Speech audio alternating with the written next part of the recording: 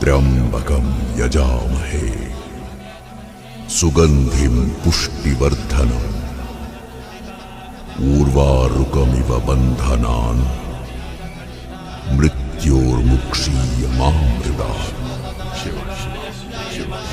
शिव शंकर भोलेनाथ सांब सदा शिव साईनाथ।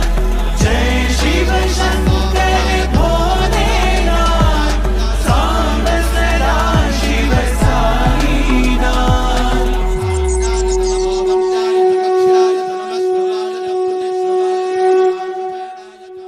नमस्ते अस्तु भगवन् विश्वेश्वराय महादेवाय त्र्यंबकाय त्रिपुरान्तकाय त्रिकाग्निकालाय कालाग्निरुद्राय नीलकण्ठाय मृत्युञ्जयाय सर्वेश्वराय सदाशिवाय श्रीमन्महादेवाय नमः।